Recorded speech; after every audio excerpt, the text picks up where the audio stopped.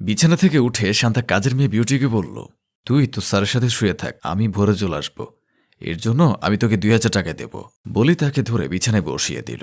Beauty বলল, যদি স্যারের ঘুম ভেঙে যায় আর আমাকে দেখে ফেলে? আরে তুই চিন্তা করিস না, আমি খুব তাড়াতাড়ি চলে আসবো, শুয়ে পড় বলি শান্তা চলে গেল। কাজের মেয়ে শুয়ে পড়ল। বাসায় ফিরে দরজা খুলে উকি দিয়ে শান্তা দেখল জাহিদ নড়াচড়া করছে। সে চুপি চুপি গিয়ে বাথরুমে ঢুকল।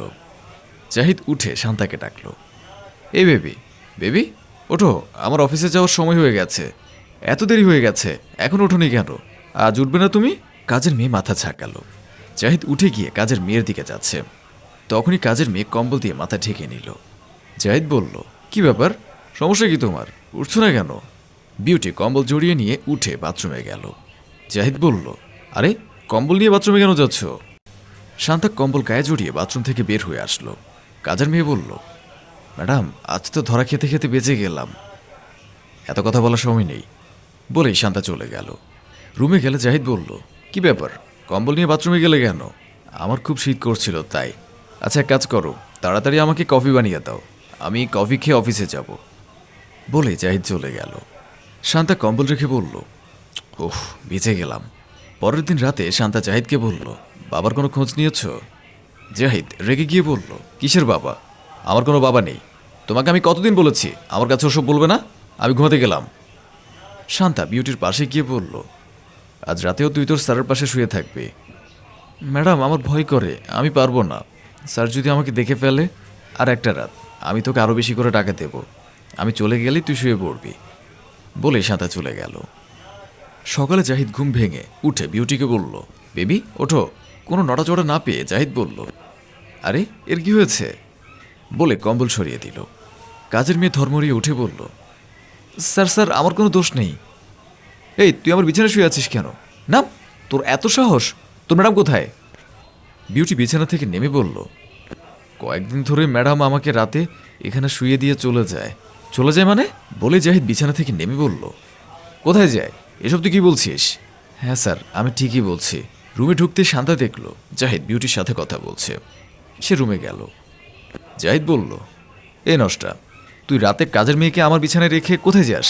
তুই এসব করে বেড়াস? স্বামীর বিছানায় কাজের মেয়েকে রেখে তুই অন্য পুরুষের সাথে রাত কাটাস? তুই এত খারাপ, এত নীচ? এই মুখ সামলিয়ে কথা বলো, আমি অন্য পুরুষের কাছে যাইনি। আমি কোথায় গিয়েছিলাম দেখতে চাও? আমাকে আর কি দেখাবি? রাতে একটা মেয়ে কোথায় যায় আমি বুঝি না মনে করিস? হ্যাঁ তুমি কিছুই বুঝো না, চলো আমার সাথে, আমি দেখাচ্ছি আমি কোথায় যাই, চলো। তারা চলে গেল। হাসপাতালে গিয়ে শান্তা জাহিদকে বলল, আমি প্রতিদিন এখানে এসে তোমার বাবাকে সেবা করে তাকে সুস্থ করেছি। দিনে তুমি অফিসে থাকতে, তাই সমস্যা ছিল না, কিন্তু রাতে আমার অন্য কোনো উপায় না থাকায় বিউটিকে শুইয়ে রেখে আসতাম। তুমি বাবাকে জিজ্ঞেস করো আমি সত্যি বলছি কি না। বাবার কথা বলতেই তো তুমি রেগে যাও। আমি তোমাকে কিছু বললে তো তুমি আমাকে আসতে দিতে না। বাবাকে তোমার বড় ভাই ঘর থেকে বের করে দিয়েছে। আমি এখনও বাবার কোনো কথা শুনতে চাই না, আমার কোনো বাবা নেই। রাগ কমাও, আমার কথা শোনো।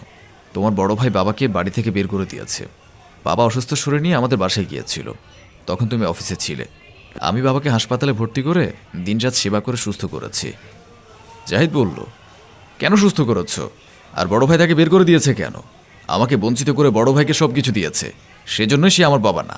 জাহিদের বাবা বলল, আমি তোর বড় ভাইকে কিছুই দেইনি, সে জোর করে আমার থেকে সব কিছু লিখে নিয়েছিল। আমাকে তুই ক্ষমা করে দে বাবা। জাহিদ বলল, বাবা তুমি আমাকে আগে এসব কেন বলনি? তাহলে তো তোমাকে কষ্ট করতে হতো না। শান্তা বলল, তোমাকে অনেকবার বলেছি বাবার খোঁজ নিতে, তুমি তো আমার কোনো কথাই শোনোনি। তুমি ছেলে হয়ে যা করনি সেটা আমাকে করতে হয়েছে, তুমি আমাকে ক্ষমা করে দাও। আমি আসলে বাবার উপর রাগ করে এমন করেছি।